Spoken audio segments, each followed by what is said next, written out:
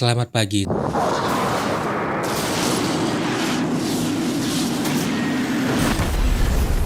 selamat siang,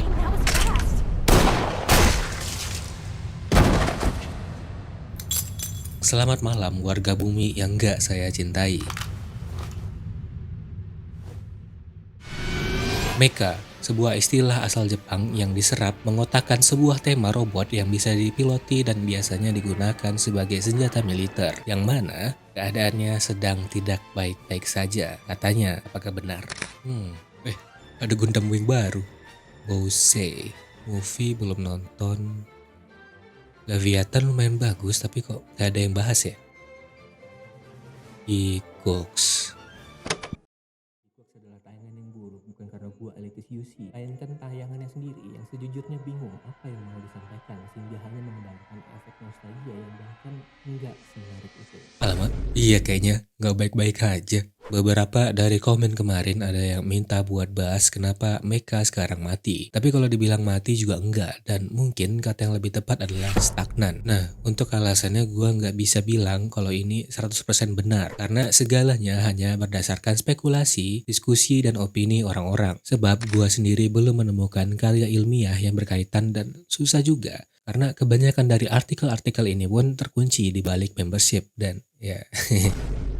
Karena kalau dari segi penjualan mainan angkanya masih naik, maka yang akan kita bahas adalah dari segi peranimean. Mungkin channel-channel luar lain bisa menjabarkan lebih lengkap, tapi kalau nggak bisa berbahasa Inggris, maka mari kita lanjut ke pembahasan pertama.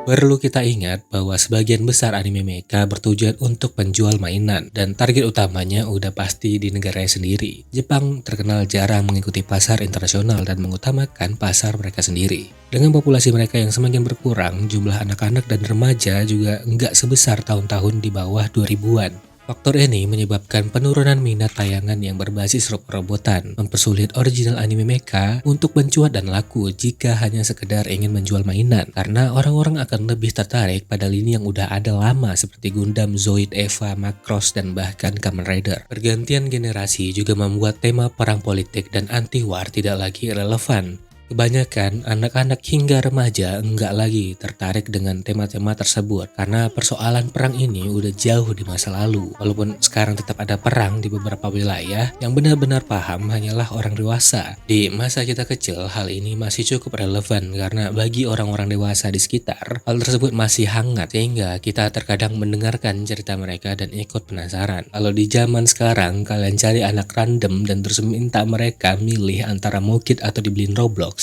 udah pasti mereka lebih milih Roblox. Mungkin ada yang bakal milih Mokit, tapi biasanya hal ini dikarenakan terpengaruh oleh orang tuanya yang juga suka koleksi robot-robotan. Di zaman sekarang yang serba modern dan segalanya harus berkaitan dengan fakta, khayalan fiksi ilmiah tentang alien dan ruang angkasa juga semakin pudar. Kata stagnan cocok karena jumlah penonton anime mecha meski nggak semelejit dulu masih tetap stabil. Mungkin kalau melihat rating dari televisi memang menurun, tapi sekarang anime nggak lagi bergantung pada televisi karena layanan streaming udah merajalela. Mencakup tidak hanya pasar Jepang akan tetapi internasional. Jadi yang dulu suka nonton bajakan karena region lock, harusnya sekarang bisa dukung seri mecha dengan menonton legal di website dan aplikasi streaming resmi.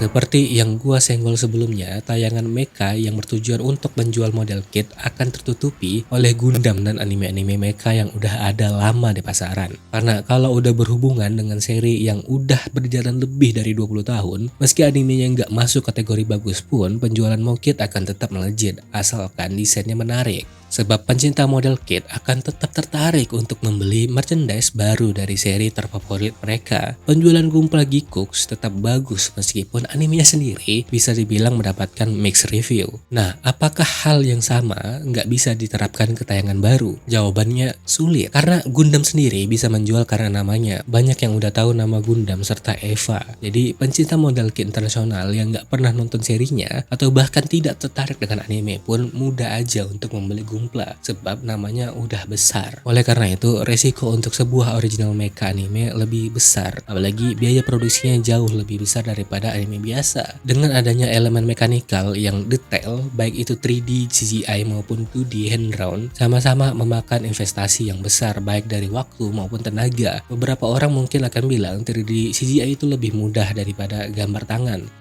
Tapi kenyataannya harga 3D lebih mahal, dengan nilai plus memakan waktu jauh lebih sedikit, serta membuat lingkungan kerja lebih sehat. Sedangkan gambar tangan 2D memang lebih bagus dan secara kasat mata lebih murah, akan tetapi memakan waktu lama dan menguras tenaga. Time is money, sehingga baik 3D maupun 2D sebenarnya sama-sama perlu biaya besar.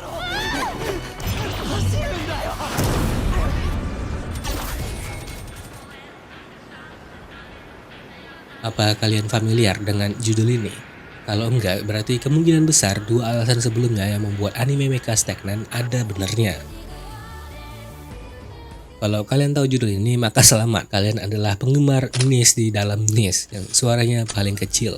13 Sentinel Aegis Rim adalah sebuah game karya Vanillaware yang mengusung tema fiksi ilmiah dan mecha. Dan dengan percaya diri, gue bilang merupakan judul dengan cerita dan storytelling fiksi ilmiah terbaik yang pernah ada. Bahkan mungkin kalau ini bisa masuk kategori anime, 13 Sentinel adalah anime mecha terbaik. Gua nggak bisa jelasin gimana ceritanya karena saking bagusnya, sedikit aja spoiler bisa merusak experience Anda. Nah kalau bagus terus, kenapa nggak terlalu terkenal? Karena formatnya anime-is dan visual novel bercampur real-time strategi. Di kalangan gamers, JRPG atau apapun yang berkaitan dengan anime pasarnya enggak sebesar game-game yang pengemasannya western. Persona, Final Fantasy, dan bahkan Pokemon bisa menarik pasar karena mereka udah berdiri lama dan menjadi bagian dari culture game. Sedangkan 13 Sentinel adalah IP baru dengan developer yang enggak terlalu booming. Dan kendati diterbitkan oleh Atlus, penggemar internasional lebih peduli dengan IP persona mereka yang udah stabil. Terlebih lagi, PlayStation sendiri enggak begitu banyak mempromosikan game ini, kendati saat awal terbit 13 Sentinel Aegis adalah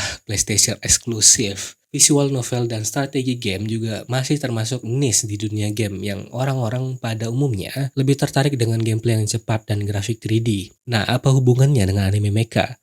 Fans mecha yang udah sedikit ini pada umumnya terbagi dua kubu. Ada yang bilang mereka yang cuma suka robot-robotannya doang tanpa mementingkan story adalah fans gadungan mecha. Dan ada juga yang bilang fans mecha ya yang penting robotnya, story itu nomor 2. Ada yang story first, mecha second, dan ada yang mecha first, story second. Anime mecha di zaman sekarang udah masuk kategori niche dan mayoritas wibu kurang suka tayangan berbau mecha. Sama halnya seperti gamers yang kebanyakan nggak suka game di Jepangan. Evangelion, Code Geass, dan Gurren Lagann adalah Final Fantasy, Persona, dan Pokemonnya anime mecha. Sebuah seri yang gampang untuk dicerna anime fans secara keseluruhan. Ya, sedangkan Gundam jatuh di ranah yang sama dengan Dragon Quest. If you know, you know. Kalau kalian sadar, formula yang membuat anime mecha bagus adalah mengutamakan cerita bagus tentunya. Dan mechanya cuma bagian pelengkap atau jadi salah satu alat penggerak cerita, bukan fokus utamanya. Ini lagi-lagi bisa kita lihat di Evangelion, Gundam War in the Pocket, dan bahkan 86.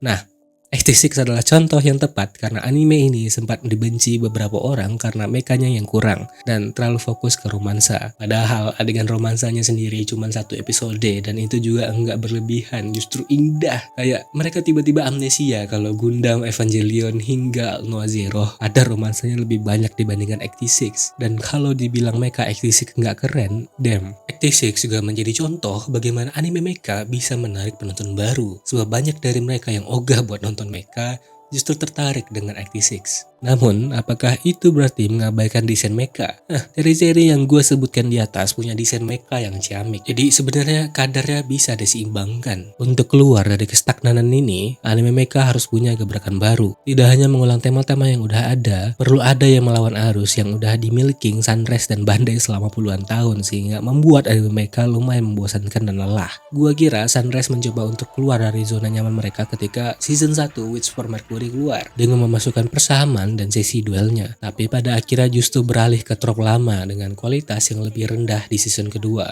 Gua kira Gearbox akan membawa sesuatu yang baru, akan tetapi justru jatuh ke lubang yang sama dengan latar Universal Century.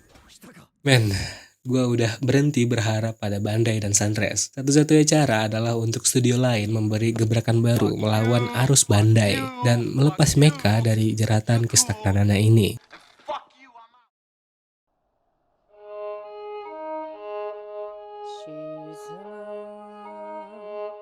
Leviathan yang baru-baru ini tayang boleh gua bilang IP baru yang lumayan. Namun kendati dengan setting alternatif universe yang menarik, art style dan suasananya mirip Ghibli serta mekanya yang cukup unik, alur ceritanya masih sangat terbelenggu dengan trop-trop mecha yang udah ribuan kali dipakai baik pada game dan anime. Sehingga alurnya mudah tertebak, menghasilkan cerita yang so-so dan pemakaian 3D yang gak membantu sebab anime fans alergi dengan 3D. Nah, setelah semua itu, apakah mungkin Mecha keluar dari situasi ini? Kalau boleh jujur, gua pesimis, tapi mungkin suatu saat nanti.